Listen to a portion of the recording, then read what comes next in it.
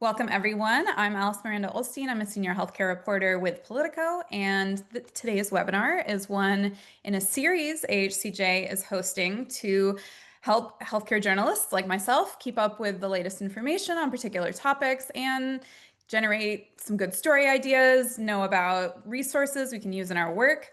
So today we are tackling the major healthcare related rulings that we're expecting the Supreme Court to release next month, although really they could come at any time, as we'll discuss. My fellow panelists and myself are awaiting decisions related to everything from insurance coverage of health services like colonoscopies and HIV prevention drugs, access to gender affirming care for children, and whether states can kick Planned Parenthood out of Medicaid.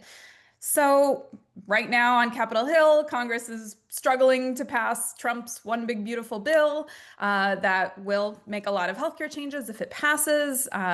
If and the administration so far has been largely focused on things like trade, immigration, national security. So we're in this moment where health policy is increasingly set by judicial rulings, set by the courts. And so it's more important than ever to understand what's going on.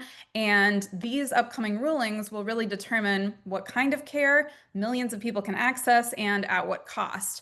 So tracking all of these cases as they move through the courts and lifting up the human stories behind these cases, seeing the patterns between them, trends, these are all really difficult. This is a challenge for reporters. I deal with this myself. But luckily, we have some incredible experts here today to help us navigate this.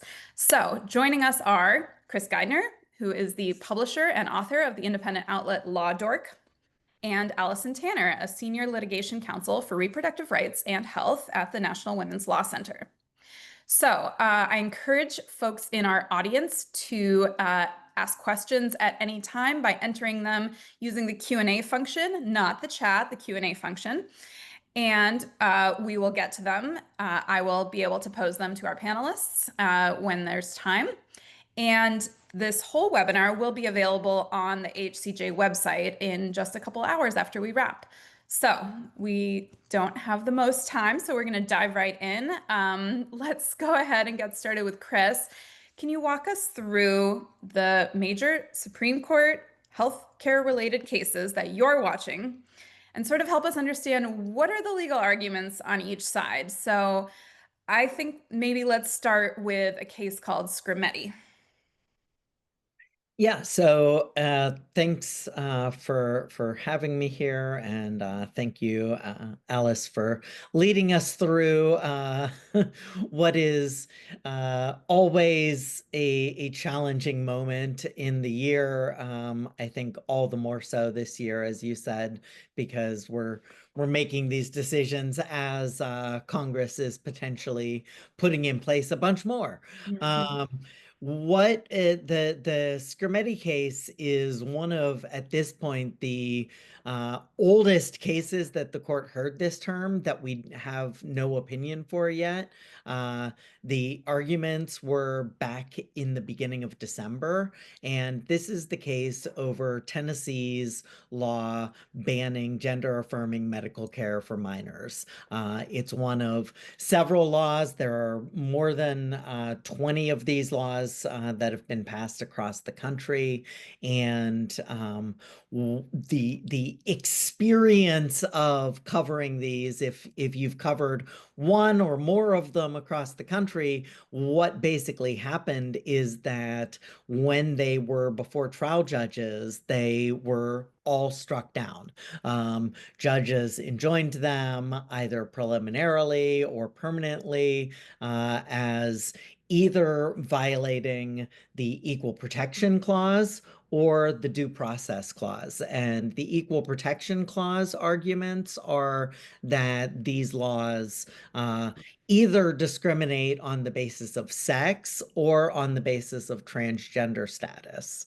And on the due process side, it's a parental rights argument about whether or not these laws are taking away parents' rights to take care of the upbringing of their children as they wish, which is something that in the past the Supreme Court really cared about. Then these cases got up to the appeals courts, and things changed as they got to more ideological judges, starting with Judge Jeff Sutton in the Sixth Circuit, who heard the appeal of this Tennessee law, and they upheld it.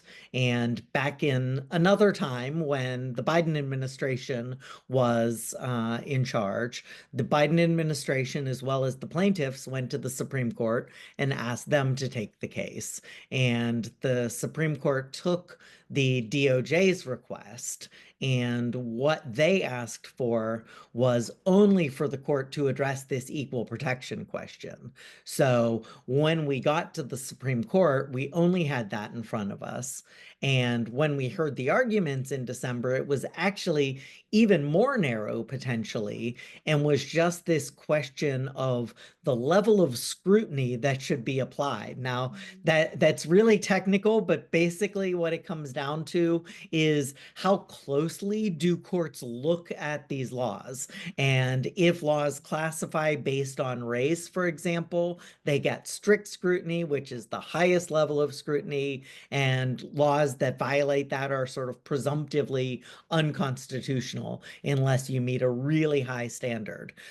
Sex discrimination, however, is at this middle level of intermediate scrutiny that you have to prove that there's an important government interest and that the law is substantially related to advancing that interest. And And just the, quickly to clarify, yeah, the sex discrimination argument is basically, you have two kids of the same age. One is, a cisgender girl who is prescribed, you know, hormones or puberty blockers for, a medical reason. And you have a transgender girl of the same age who is prescribed them, for gender dysphoria. And if you ban one and not the other, that's sex discrimination? that is the argument, and that was accepted at the district court level. Essentially, what Judge Sutton said at the Sixth Circuit and what Tennessee argued at the Supreme Court is that it's not sex discrimination because both men and women can't get cross-sex hormones. Both boys and girls are banned from getting a hormone that is the opposite of their biological sex. Hmm. Um, that of course is not how past sex discrimination cases were considered. That's not how the Supreme Court decided that same-sex sexual harassment was covered by bans on sexual harassment. But when the Sixth Circuit heard this, that's what Judge Sutton ruled, and now it's before the Supreme Court, and their decision could be as simple as just saying, no, the Sixth Circuit was wrong. This intermediate scrutiny actually does apply, so we're going to send it back and they have to decide that. Okay, so what the Supreme Court could say, we still might not know if laws like these that a lot of states are trying to pass, we still won't know whether or not they're constitutional, these laws targeting trans healthcare. No, it's entirely possible not. Now, the Tennessee Attorney General's office would love for the court to rule totally on the standard that applies and the way that it should, the way that that standard should be applied. But both DOJ and the plaintiffs, I think, looking at this court and not wanting to press their luck, really sort of held back from asking the court to resolve the issue. They did argue in the papers. They did say, if you do reach applying the standards, here's why we think we win. But Mhm. they really would best like to see the case resolved on just saying the Sixth Circuit got the standard wrong, send it back, and essentially, I think a hope that with another 2 or 3 years, they'll be able to be in a better place. So I think we're going to see a theme across the cases we're talking about where it could hinge on this very like wonky technical thing that kind of obscures what's actually at the heart of it. So I think that also applies, to some of these other cases we're awaiting, including the Braidwood case about Obamacare's provision that requires insurance companies cover certain preventive care services with no out-of-pocket costs. So that's the reason that we can, go to the doctor and get certain services and not have to pay a copay like we had to in the pre-Obamacare days. But sort of the question that's actually before the court is not as straightforward, right? No, this is the court has heard a number of appointments clause cases over recent years, which is the requirement that certain people with certain authority, in order to be appointed, need to be nominated by the president and confirmed by the Senate. Those are what's called principal officers, and the first argument before the court in Braidwood is this question of whether or not these are principal officers.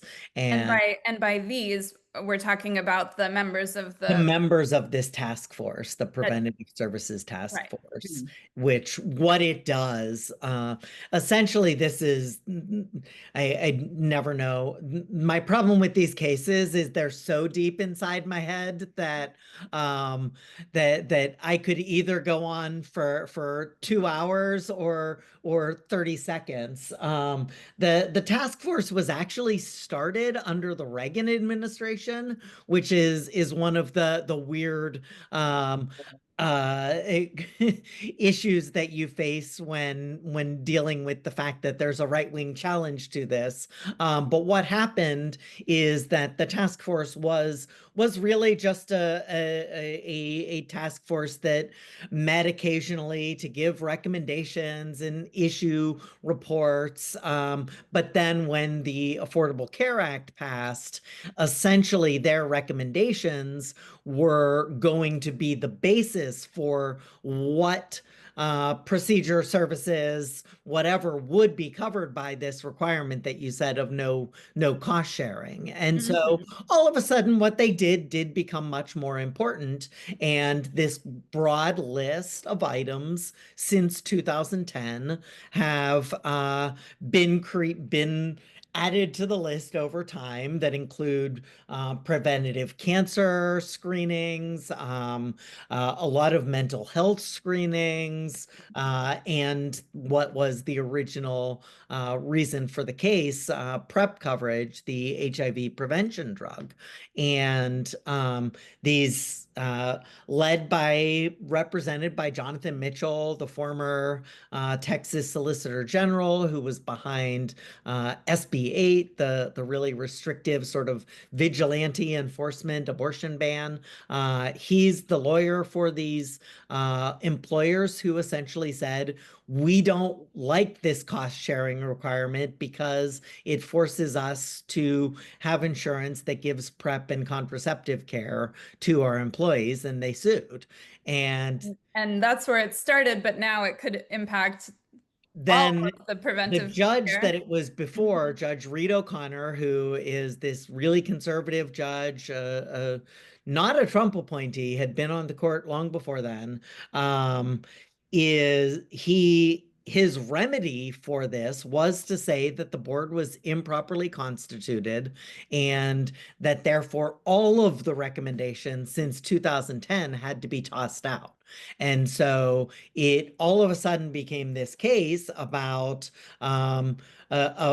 these cancer screenings being tossed out as being covered, and the mental health screenings. And so when that happened, the case did sort of change how it was being approached. And I think that's why we're in the unusual position of, here's a case where the Trump administration did not change sides in January, and they are still defending the board's constitution. What they say, and what the Biden administration has argued, is that these are inferior officers. These aren't these principal officers who need to be appointed by the president and confirmed by the Senate, because essentially they're able to be fired.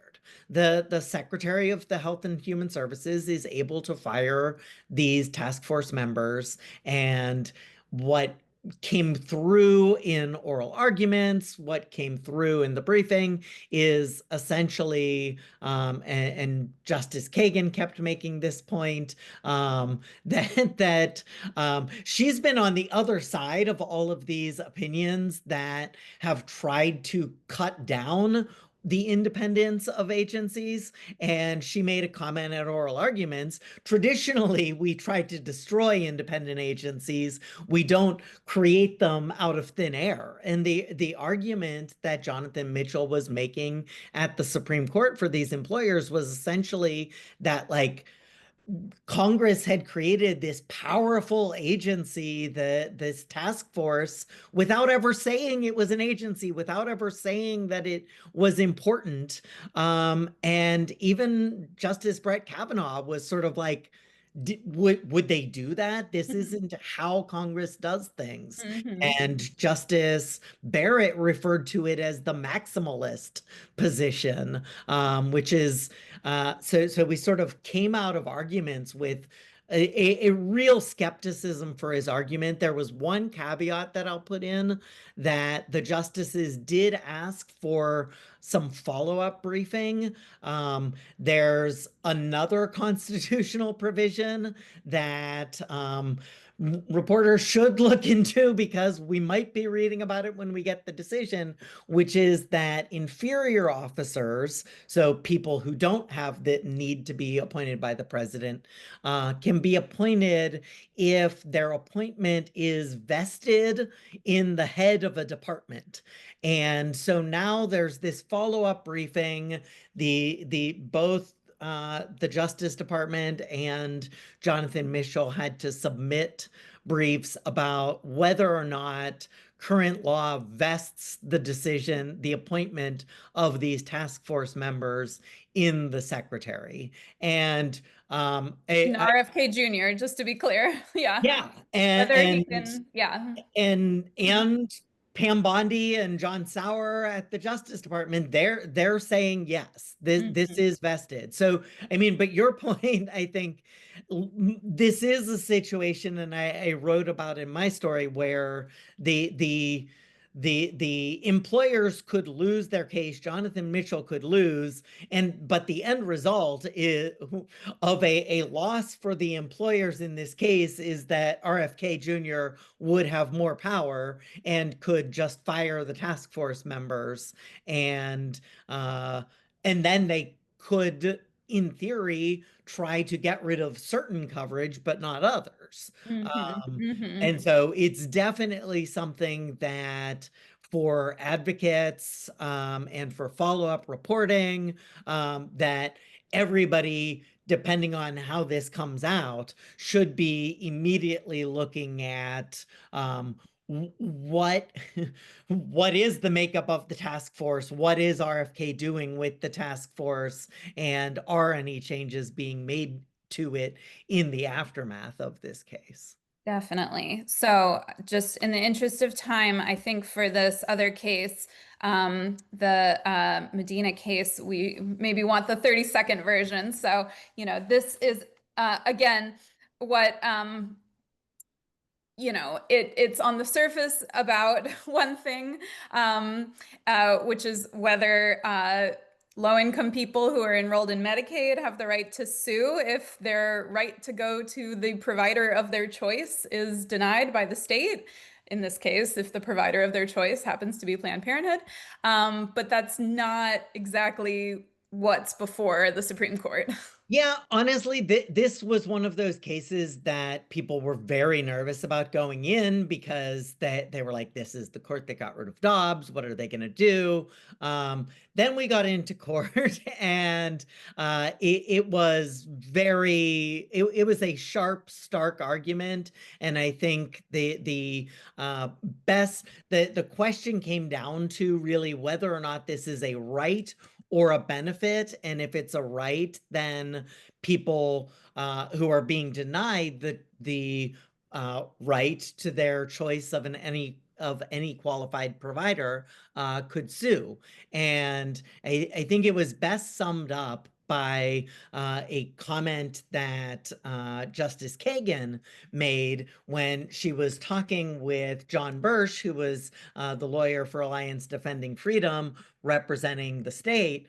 She said, this discussion of whether it creates a right or a benefit, she said, I don't even know how to say this without saying right. Has a right to choose their doctor. That's what this provision is. It's impossible to even say the thing without using the word right. Has a benefit to choose their doctor? She said skeptically.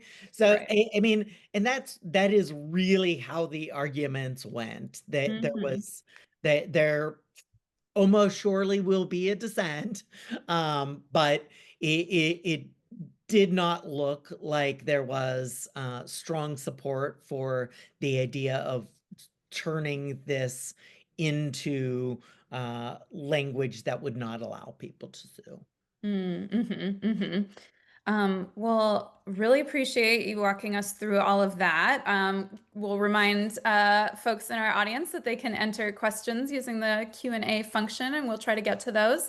But turning to Alison, what reporters need is, not just, understanding the legal nitty-gritty of the case, but really understanding the implications for humans on the ground. And so, would love to hear some thoughts from you about the cases we just walked through, and what would it mean for patients and providers.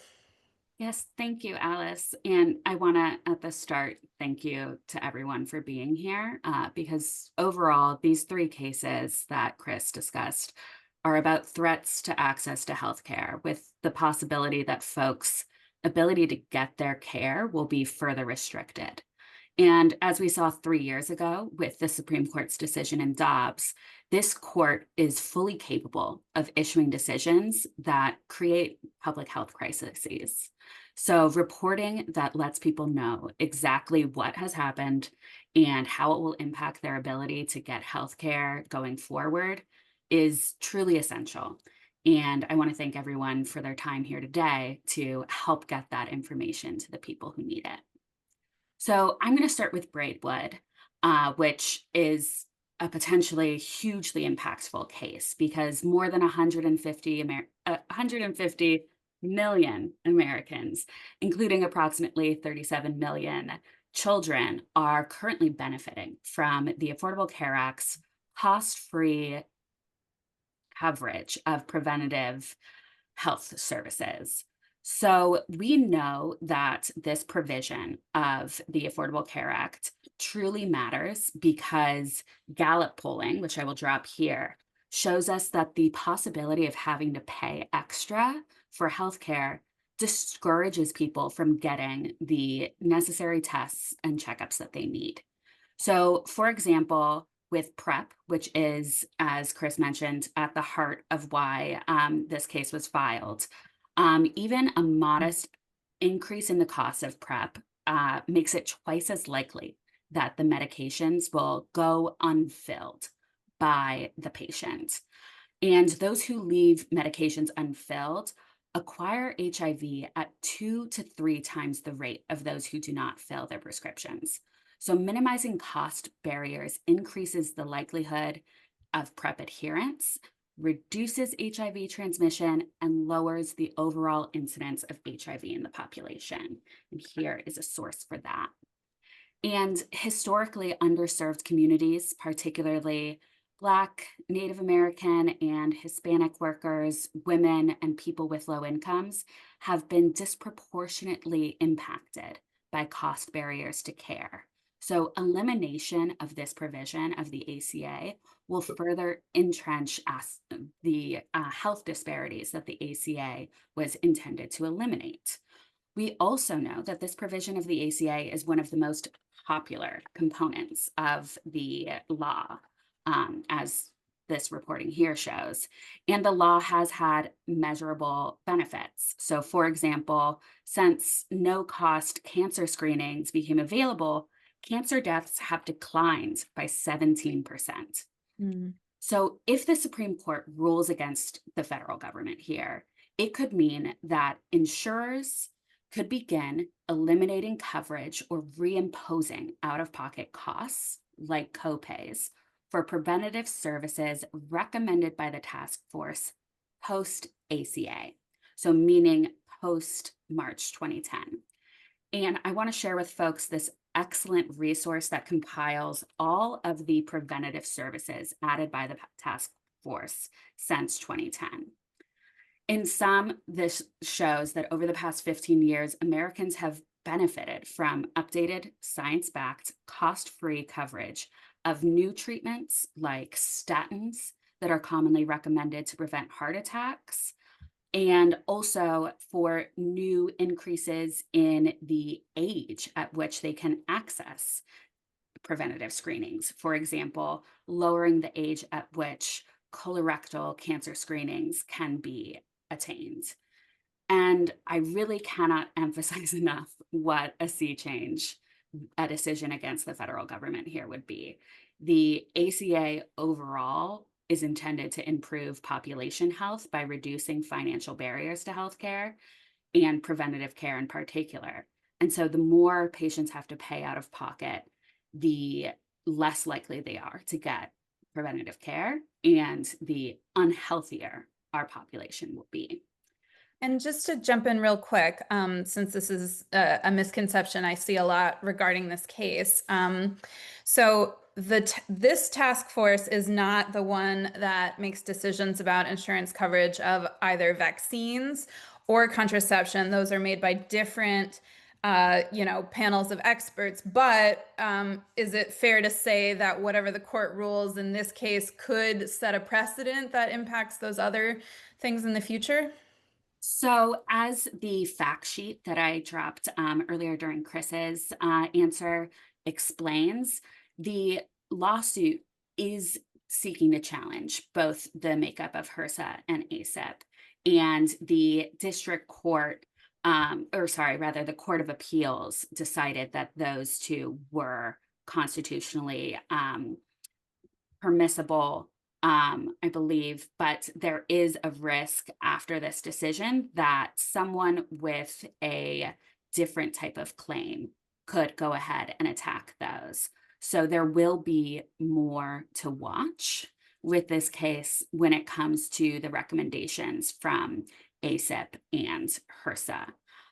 I also want to note, as you were mentioning with Chris, that we are in a weird position with this case, where even if the Supreme Court rules in favor of the federal government, this decision would confirm that HHS Secretary Kennedy has the power to move final decisions about task force recommendations, meaning that we might not enjoy the same benefits that we have for the past 15 years.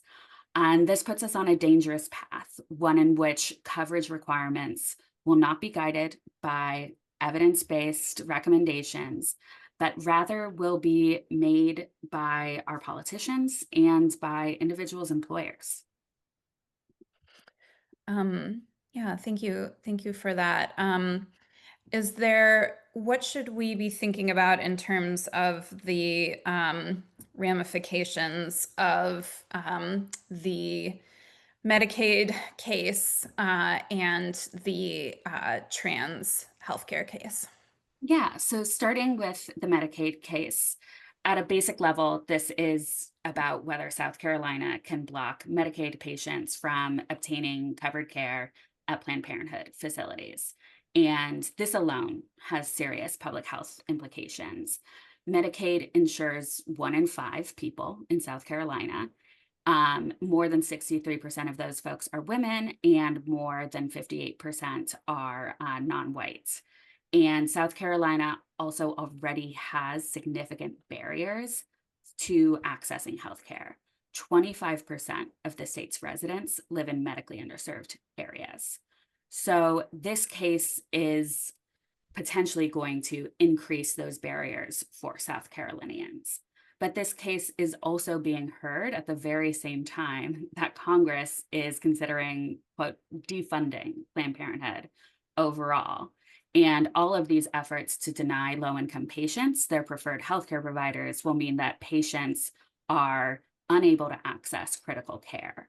A recent study released by the Guttmacher Institute showed that Planned Parenthood health centers serve 33% of patients who are obtaining federally funded family planning services, which means that if they are no longer able to provide that care, there will be a serious gap in coverage, or in access rather.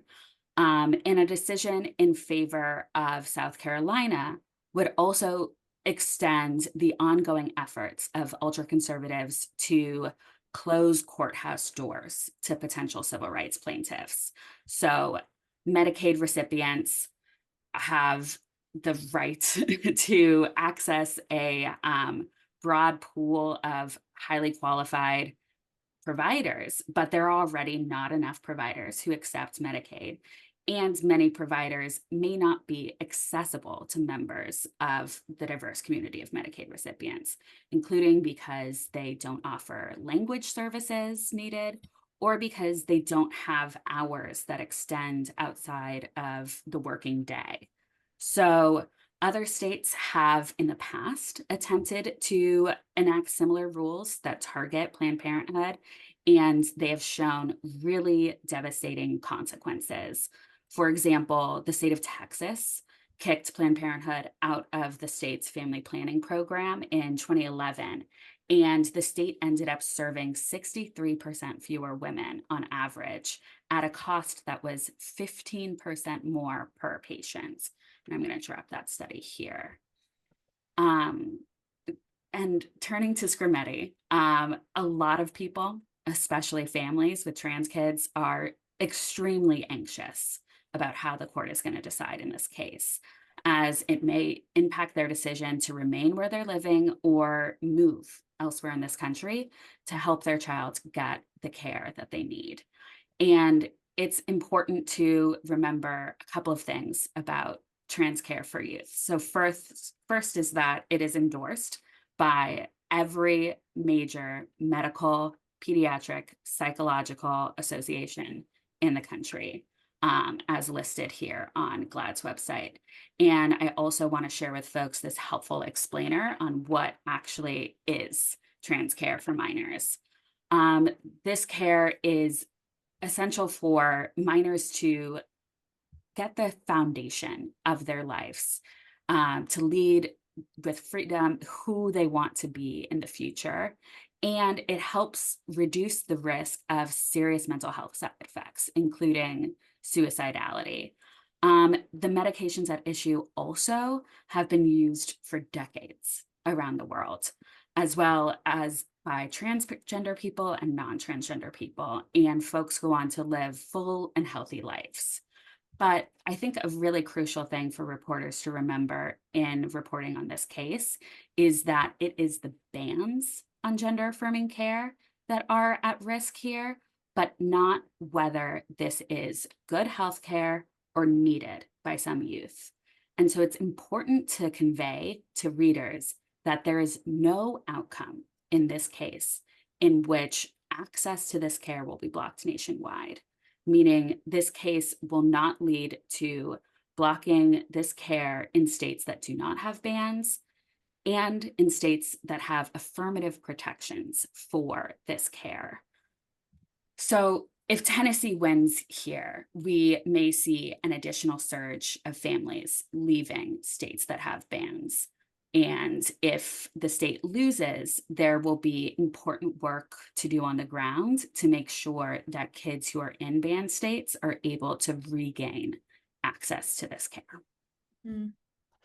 Thank you. And, I want to sort of turn to some practical advice for reporters who are trying to stay on top of all of these moving pieces. We have related cases moving up through the lower courts already. These rulings could come down kind of at any time. And so, wanted to get some tips from Chris on, you don't just cover these healthcare cases, you cover all kinds of cases. And so, yeah, how do you, quickly, find out what the decisions are, when things are happening, when there's new briefs. Yeah, what do you recommend people do to be as timely and accurate as possible? Yeah, thank you so much, and thanks so much, Allison, for all of the nitty gritty details. Uh, yeah, I mean the way it's certainly another one of those questions that in this moment is different than it might have been a year ago. Um, uh, as you said, I cover all of the courts and all of the cases that I can. And so therefore that means I'm basically just going through a flood of cases. I was on a court hearing before this that will probably still be going on after, and I'll be dialing back in.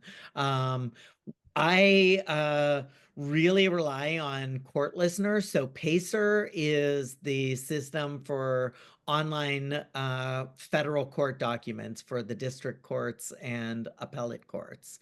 And the biggest problem with Pacer, besides it being an unwieldy, horrible user interface, is that it costs money, and you can have to pay up to $3 a document. So it can very quickly become overwhelming financially, particularly if you're at a smaller publication or an independent journalist. And so I recommend that everybody get Recap.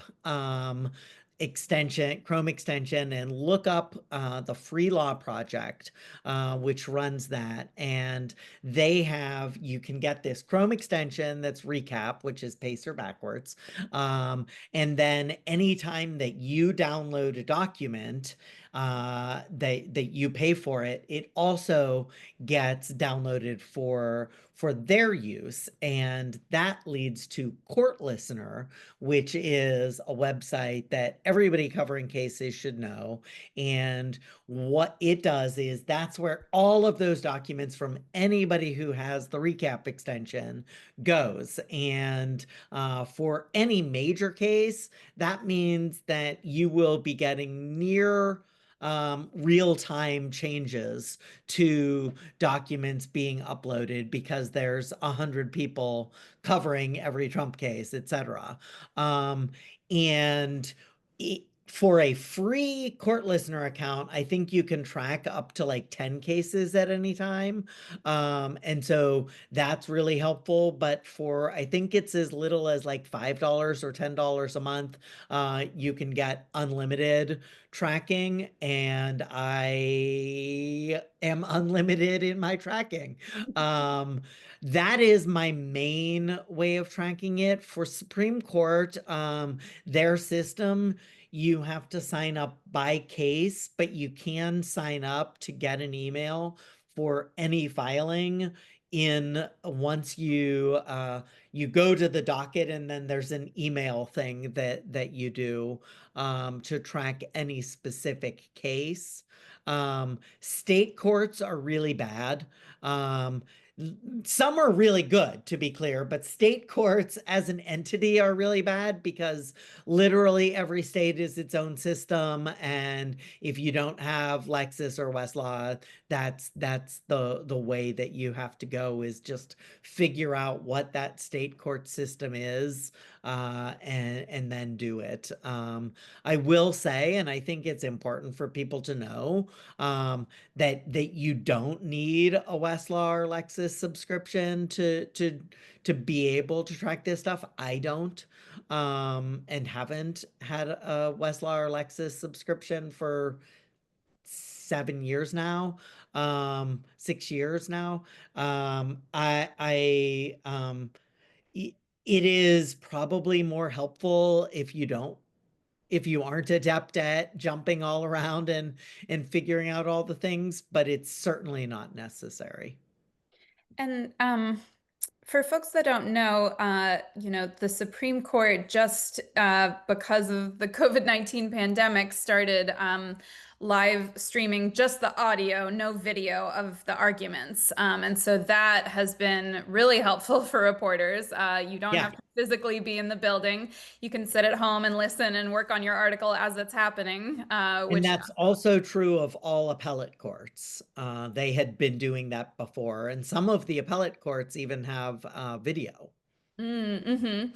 The And Ninth Circuit. and if you can't memorize what every single justice sounds like, some places like C-SPAN really helpfully put up the picture of and the name of who's talking as it's playing live. So I Yeah. always find that really helpful if when folks are watching arguments. And Unfortunately, and I will the Supreme Court could be much more transparent and aren't, despite the fact that the justices take the bench and read from the bench when they have decisions, those are not publicly audiocast. We have asked for that in the past, and that request has essentially been ignored or denied. mm, But we have asked for that, the Supreme Court Press Corps. But they are recorded, and for journalists and for researchers, what you should know, and I hate that I know this because they make it so difficult, but the audio of opinion announcements are transferred to the archives at the start of the next sitting of the Supreme Court. So after each October, when the next sitting starts, you can then start to request from the National Archives audio of the last opinion announcements. Essentially, that's only going to be worthwhile for documentarians. But if there are any documentarians on the on the Zoom, it is something to know that that audio does exist and is eventually accessible to the public. But and we'll keep pressing for them to make it immediately accessible because there's no reason it shouldn't be and couldn't be. And one more tip that is helpful for me, particularly because I'm covering fewer of these cases than Chris, is I'll often pre-write for big decisions, and so I'll have a whole sort of bare bones version of Supreme Court upholds blah blah blah blah blah, or Supreme Court strikes down blah blah blah blah blah. Of course, they could always do a secret third thing that you're not expecting, but at least you have some copy ready to go that you can quickly update when you get the opinion.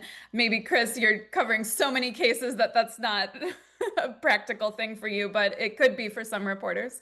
I'm gonna just say, give my spiel. I hate pre-writes. I think they're bad and dangerous and lead to reporters putting out wrong stories sometimes. That happened with Masterpiece Cake Shop because it ended up being a very confusing ruling, and there were a bunch of initial reports that were wrong. I generally, the most that I do is put background.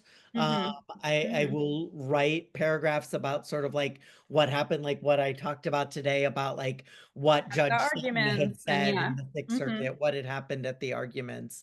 But I'm real like the problem, particularly with Supreme Court decisions, the problem is that so much of what matters is the way in which they decide the case. And I think actually all three of the cases that we talked about today, especially the two we got into depth about, like really goes to show how like the court could go in several different directions, that Right. what the top line might look really good or really bad, depending on who you are, but the actual nitty-gritty of what it means might be very different depending on how they decide it. And so I'm not going to stop pre-writes. I get that that people's editors demand it. I get that I have the freedom, especially now at Law Dork, that I don't need to have something up within 30 minutes of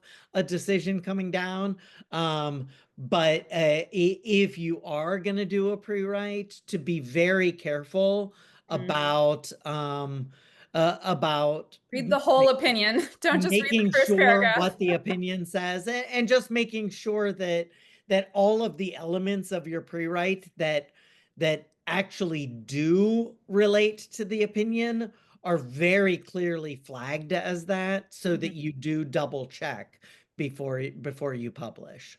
Yes, people, famously, some of the previous Obamacare cases were also reported in Yes, publicly. yeah, So, that was the if first that should put the Obamacare fear of case God was in everyone. another very big case where there were some, I mean, there were some people on TV, I think, saying the wrong things that Oh, day. absolutely. Some major respected outlets have had some very embarrassing instances of this. So that is good advice to be extremely careful, and it's better to be right than first. So just very quickly, Allison, would love any advice from you for reporters, good sources of information to turn to for, bringing important context when they go to report these decisions.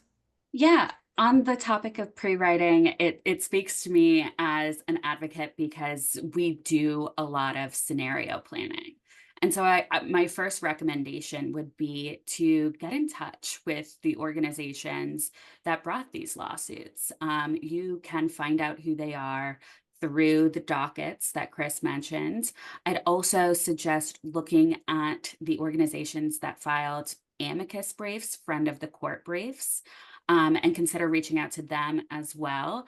I know many folks would be willing to have off the record conversations about the various potential scenarios, outcomes in these cases. These organizations also will help you with the second major point I want to make, which is getting the individuals impacted by these decisions, the patients, the providers, front and center. The organizations might be willing to connect you with their clients or with other advocates that they know. With all of these cases in the health space, it is, I don't think, any surprise to anyone that I will be flagging that they should be wary of the studies that are being put forward by groups, with an ideological agenda, trying to say that in the most neutral way possible. But, important questions to ask yourself: is this peer reviewed, and what are the sources for the data? And then finally, I just want to plug all my, friends and colleagues who are working at law school, health, law, and policy institutes, because they are really great at providing resources that will help bridge the gap between the legal issues and the real world impact. And these entities are doing crucial work right now to make sure that key government records and data are being preserved amidst this administration's various executive orders. So I would particularly want to highlight Center for Health and Law Policy Innovation at the Harvard Law School, O'Neill Institute at Georgetown, and Williams Institute and the Center for Reproductive Health, Law, and Policy at UCLA. And I'm going to drop a explainer on Braidwood put together by Chilpy at Harvard into the chat. Thank you so much. So we just have a couple audience questions that we can get to, and last call if anyone has a burning one to add. So we touched on this briefly already, but somebody is asking to just dig a little more into the Supreme Court asking for some additional briefing in the Braidwood case about Obamacare preventive care, and what could that signal about where the decision could go. So I don't know, Chris, if you want to circle back on that a little bit. Yeah, I mean, I think that the main information about that is it does suggest that at least some justices, the only way that question is relevant is if they've already decided that it's an inferior officer and not a principal officer, which I don't know how you could have got out of oral arguments without thinking that there was no way to count to 5 justices thinking it was a principal officer. So I think we knew that coming out. I think that this reflects that this question of the vesting clause came up at oral arguments. It hadn't been a part of briefing, and they wanted to know, like, it's going to be possible that it's going to be either it could be as little as a footnote in the opinion or the key purpose of somebody's dissent. Like, or a question about what needs to be decided on remand if they send it back to the Fifth Circuit. So I think it's very hard to read much into questions for supplemental briefing when particularly when it's something that came up at argument and that wasn't briefed previously. Like anything I told you would potentially be right or wrong, and pretending that I know what it would be a lie. I'll just flag that another reason why the court might ask for briefing is because the counsel for the parties were saying contradictory things. And so the court wants to pin the parties down on the record on their position. You mean contradictory to each other or contradictory within their own side? Within their own statements that day at the court, which may or may not have been occurring on Jonathan Mitchell's part. He means Jonathan Mitchell, to be clear.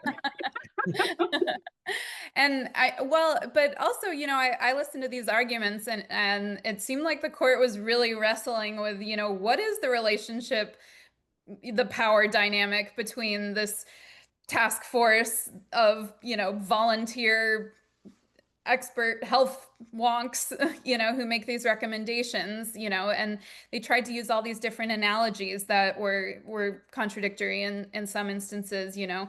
At one point, the Justice Department said, oh, well, it's like the House and Senate, you know, one could say something, but if that's not upheld by the other, then it doesn't become law. And at other points, the justices were asking, well, is it more like my law clerks where they can make recommendations to me, but I don't have to listen to them and I can fire them if I want to? So they were really— Well, and I would note that came from Justice Barrett. Right. I mean, it's not just that there were questions being asked, but who was asking it also mattered. And the fact that she was asking that, she was suggesting that the Preventative Services Task Force was no different ultimately, whether or not, like, a lot of times what the argument sort of came down to was like, it doesn't matter what happened, it matters what the secretary could do. And I think that Jonathan Mitchell really had no answer to the fact that the secretary, even though there's language that talks about the board being independent, but it says being independent as practicable or something. The Justice Kagan sort of followed up by being like, that therefore means nothing.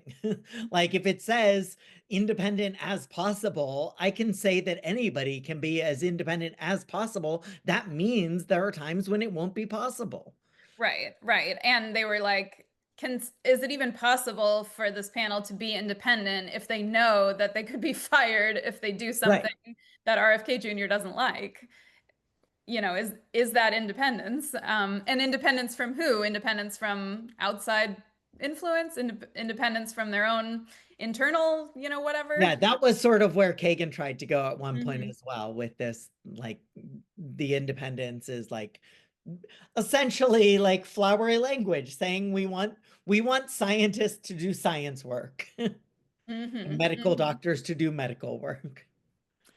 So we have one more question that gets in the weeds a little bit. This is, you know, not something I'm totally familiar with, but I'll see if either of you want to take a crack at it. So someone asks if there's a difference between preventive care for occupational and non-occupational preventive measures.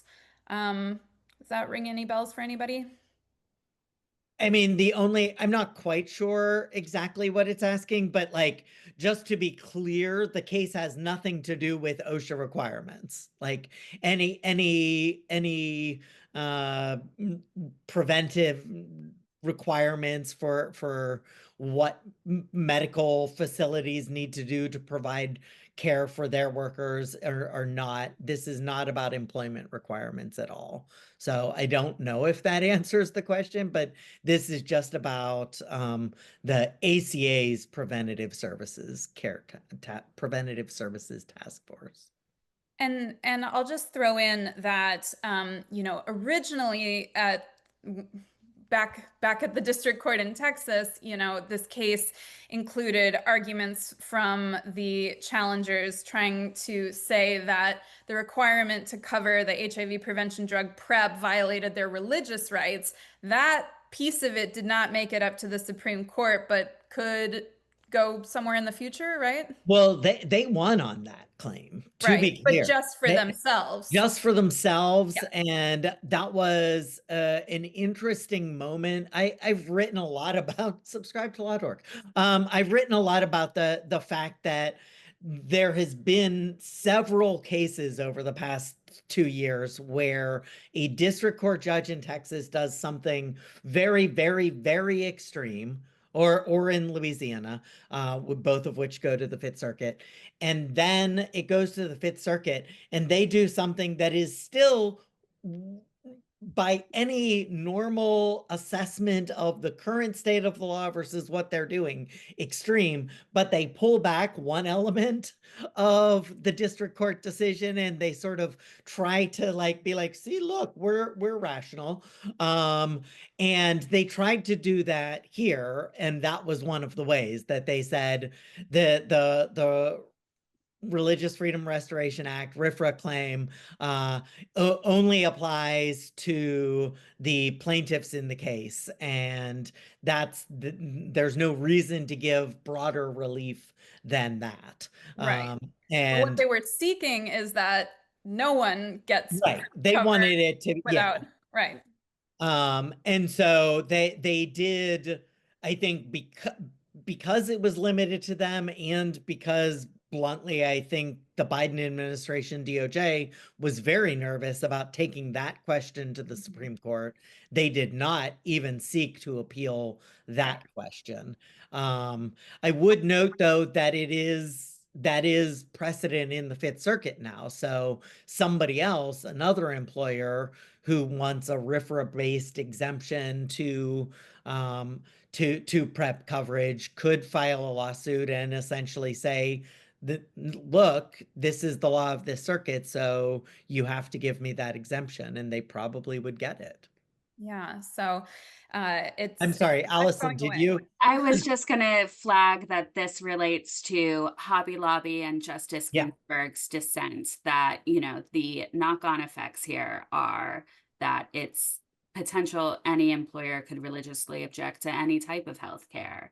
And that is what was warned about a decade ago, and we're seeing come to fruition. Definitely. So we are unfortunately out of time. Like Chris said, we could talk about these cases for hours and hours and hours. There's so much to say, but hopefully this gave people a good base to work off of and to continue to research. So I really want to thank everyone who joined us today. Again, the recording of this webinar will be at healthjournalism.org in just a few hours. And special thanks to our expert presenters for taking the time to walk through these important cases with us. And please join us, for future webinars that AHCJ will put on as a perk of your membership. And good luck reporting out there. Thank you so much, Alice. Thank you.